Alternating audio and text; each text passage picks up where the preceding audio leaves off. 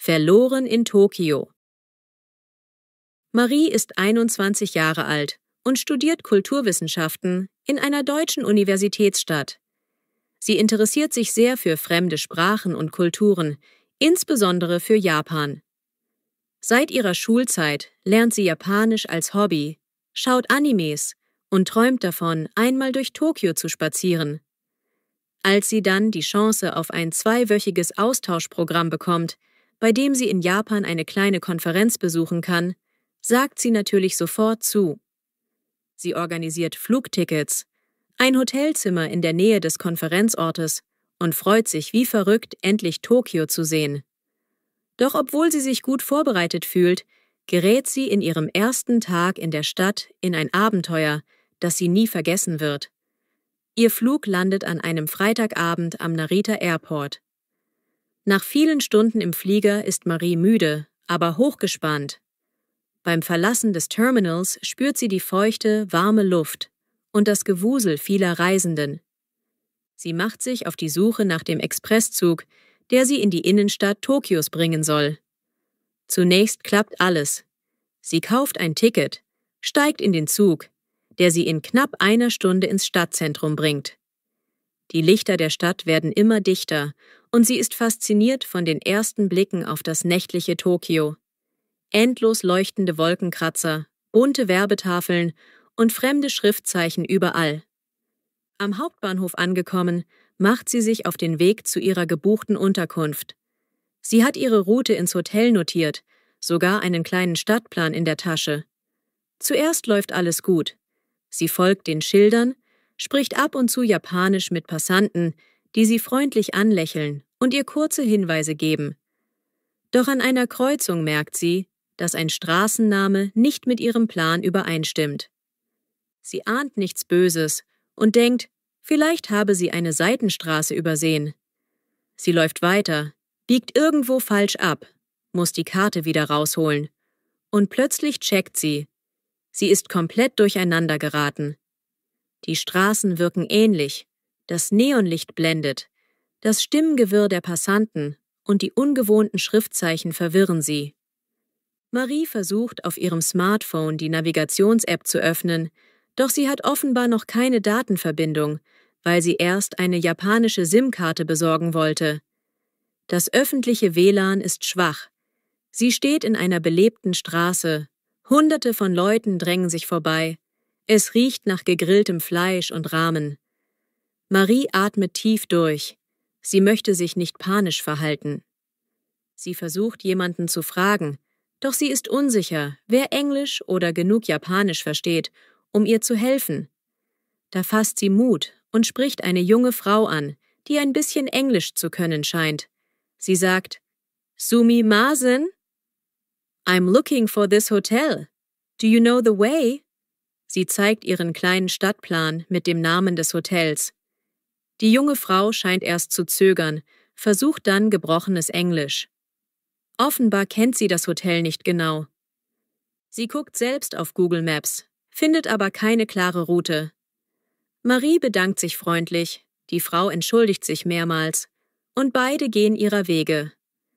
Marie schlendert weiter, sieht Restaurants, Spielhallen, Pachinko und merkt, dass sie bereits 30 Minuten herumirrt. Es ist fast 10 Uhr abends. Sie ist müde vom Flug und dem Jetlag. Sie beschließt, ein Taxi zu nehmen, obwohl sie etwas Angst hat, es könnte teuer sein. Sie tritt an den Straßenrand, sieht ein Taxi mit rotem Schild vorbeifahren, doch es ist besetzt. Nach ein paar Minuten hält ein freies Taxi. Marie steigt ein, zeigt dem Fahrer den Hotelnamen. Er runzelt die Stirn, tippt etwas in sein Navigationsgerät, nickt schließlich. Sie atmet erleichtert. Endlich wird sie sicher ankommen. Doch nach wenigen Minuten merkt sie, dass der Fahrer offensichtlich im Stau feststeckt und die Fahrt zäh vorangeht. In der Enge des Taxis wird ihr ein wenig übel, der Jetlag macht sie benommen. Nach 20 Minuten sagt der Fahrer, er findet das Hotel nicht in seiner Datenbank. Er fragt sie auf Japanisch, ob sie eine genauere Adresse hat. Marie kramt in ihren Unterlagen, findet nur eine Postleitzahl. Der Fahrer seufzt. hält an einer Ecke und guckt konzentriert auf sein Navi. Marie denkt, das kann doch nicht wahr sein. Nach einer gefühlten Ewigkeit rumpelt das Taxi durch schmale Gassen. Marie kann nicht mehr nachvollziehen, wo sie sind. Endlich hält das Taxi vor einem schlichten Gebäude, auf dem ein Schild in japanischen Schriftzeichen prangt. Der Fahrer meint, das sei das Hotel. Marie steigt aus, zahlt, denkt, na gut, Hauptsache angekommen. Sie schleppt ihren Koffer in die Lobby. Doch die Rezeptionistin schaut sie verwundert an, als sie sagt, sie habe eine Buchung auf diesen Namen. Dann stellt sich heraus, dass dies nicht das richtige Hotel ist, sondern ein ganz anderes, mit einem ähnlichen Namen. Marie könnte heulen. Sie entschuldigt sich, fragt, ob sie hier das richtige Hotel kennt. Die Rezeptionistin ist freundlich, tippt in ihren Computer und sagt, »Ah, ich kenne es. Es ist in einem anderen Stadtteil. Ungefähr 20 Minuten von hier mit der Metro.« Sie zeichnet Marie eine kleine Wegskizze. Marie dankt erleichtert. Sie überlegt, nochmal Taxi zu nehmen, aber das Budget kann nicht jedes Mal ein teures Taxi verkraften. Also will sie die Metro probieren. Es ist schon 10:30, aber die Metro fährt noch. Sie kauft ein Ticket am Automaten, steigt in die Bahn, achtet auf die Station. Das Gedränge ist weniger, doch sie fühlt sich immer noch etwas verloren. Nach 2 Stationen merkt sie, dass in der Anzeige steht, Zug endet hier. Sie versteht nicht, was los ist. Ein Mitreisender erklärt ihr auf Englisch, dass sie in den falschen Zug gestiegen ist. Der fährt nur eine Kurzstrecke. Sie soll umsteigen. Marie seufzt. Schon wieder eine Hürde. Endlich, nach mehrfachem Umsteigen, landet sie an der Station, die laut Skizze nahe dem Hotel sein soll. Sie verlässt den Bahnhof und sieht zum Glück ein großes Hinweisschild in Englisch. Hotel Sunrise 500 Meter. Sie jubelt innerlich. Das ist ihr Hotel! Sie folgt dem Pfeil, zieht müde ihren Koffer hinter sich her. Die Straßen sind dunkler, aber sie spürt nicht mehr so viel Hektik. Nach ein paar Minuten steht sie vor dem Hotel. Hotel Sunrise. Es ist kurz vor Mitternacht. Sie hat fast 3 Stunden gebraucht, um vom Bahnhof zu ihrem Hotel zu kommen. Fix und fertig betritt sie die Lobby, checkt endlich ein. Die Rezeptionistin spricht besseres Englisch. Alles läuft problemlos. Marie schleppt ihr Gepäck ins Zimmer, das klein, aber sauber ist. Sie lässt sich aufs Bett fallen, atmet durch, flüstert, »Ich hab's geschafft. Was für ein Tag.« Am nächsten Morgen wacht sie spät auf. Da sie keinen Termin hat, kann sie ausschlafen. Sie geht nach unten zum Frühstücksbuffet, isst ein bisschen Reis, Miso-Suppe und Gemüse, wie es in Japan typisch ist. Dann erinnert sie sich an das Chaos des Vorabends und muss schmunzeln, weil sie eigentlich dachte, sie sei vorbereitet. Nun weiß sie, dass Tokio riesig und verwirrend sein kann. Am Vormittag erkundet sie in Ruhe die Umgebung, macht sich vertraut mit der nächsten Metrostation und kauft sich eine wiederaufladbare Fahrkarte, Suica oder Pasmo, die vieles einfacher macht. So hat sie für die folgenden Tage einen klaren Plan.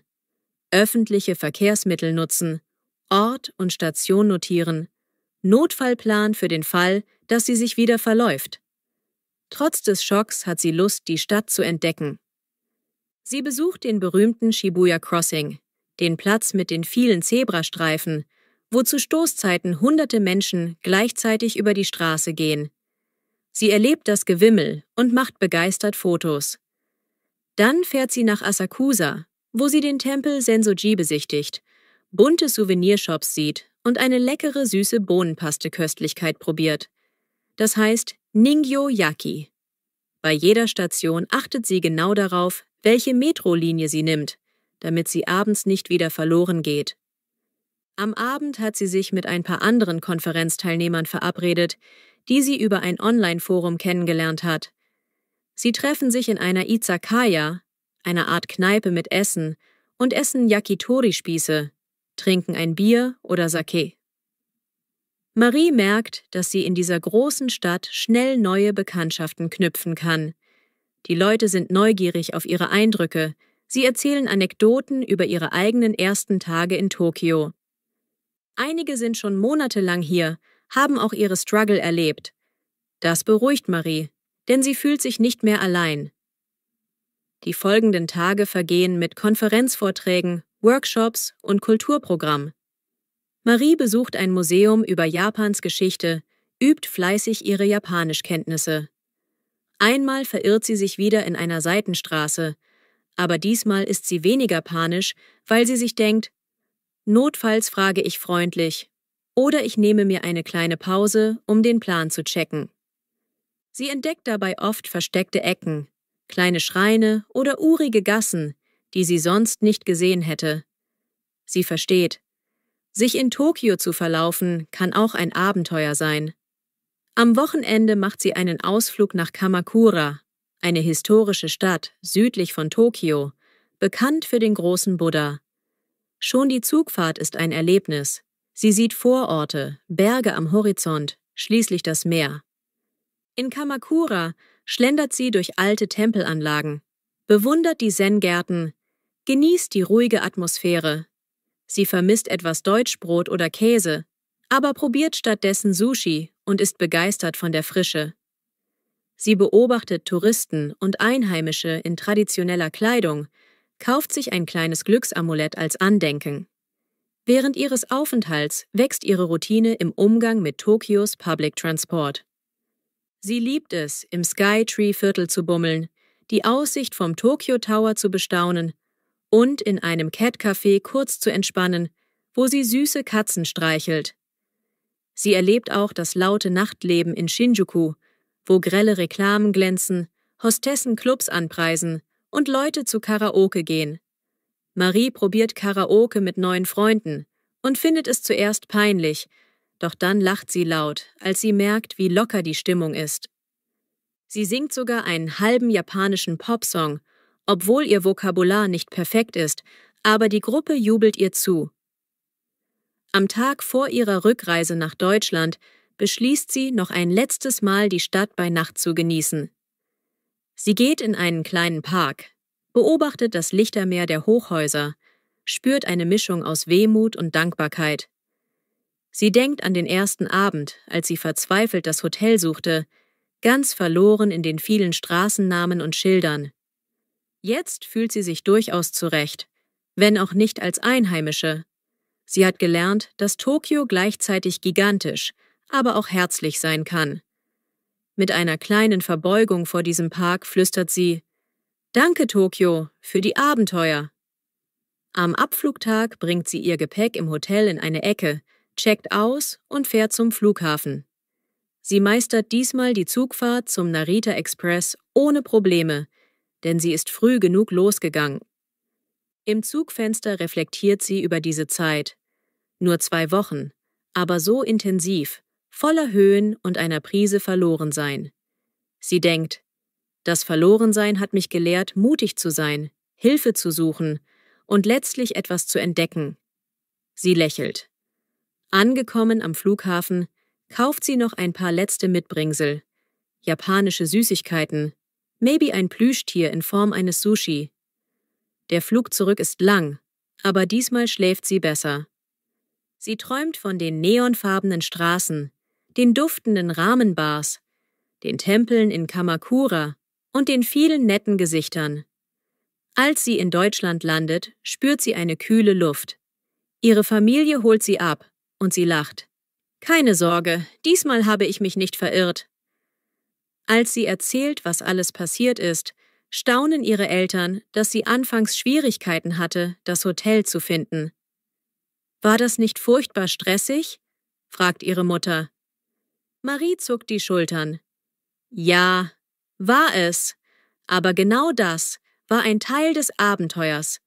Ich habe gelernt, mich durchzufragen und nicht aufzugeben.« Zu Hause schaut sie sich die Fotos an. Da sind Bilder von Hochhäusern, von neonbeleuchteten Shibuya-Kreuzungen, vom großen Buddha in Kamakura, von neuen Freunden in Karaoke-Räumen. Sie seufzt ein wenig, wünscht sich, sie könnte länger bleiben. Doch sie hat auch ihr Studium weiterzuführen. Sie schreibt eine kleine Reportage für den Uniblog in der sie über ihre Erlebnisse in Tokio berichtet, insbesondere über den Moment, als sie sich in den Gassen verlor. Sie betont, wie sehr solche Erfahrungen das Selbstvertrauen stärken können. Viele Kommilitonen lesen es interessiert. Manche denken nun ebenfalls über einen Japan-Trip nach. In der Unibibliothek, als sie nach Büchern über interkulturelle Kommunikation sucht, fühlt sie ein Kribbeln, weil sie an die vielen Regale in Tokio denkt, an die fremden Schriftzeichen. Sie blickt kurz an den Boden, erinnert sich, wie anders sich das anfühlte, in einem fremden Land in der Metro herumzuirren. Und sie ist froh, dass sie dieses Abenteuer hatte. Im Nachhinein realisiert sie, hätte sie sich nicht verlaufen, hätte sie wahrscheinlich nicht diese besondere Perspektive auf das nächtliche Tokio bekommen, nicht diese Herzlichkeit der Leute gespürt, die ihr, so gut sie konnten, halfen. Sie hätte nicht gelernt, dass es immer eine Lösung gibt, selbst wenn man einen falschen Zug nimmt oder am falschen Hotel landet. So blickt sie auf Verloren in Tokio, nicht als unangenehmes Missgeschick, sondern als Kern ihrer Reise, der sie in ein Abenteuer stürzte, aus dem sie gestärkt hervorging.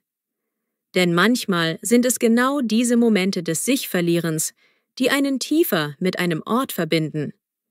Sie hat nämlich schnell gemerkt, Tokio ist nicht unbarmherzig, sondern voller kleiner Hilfsangebote und unentdeckter Ecken, sobald man sich traut, danach zu fragen.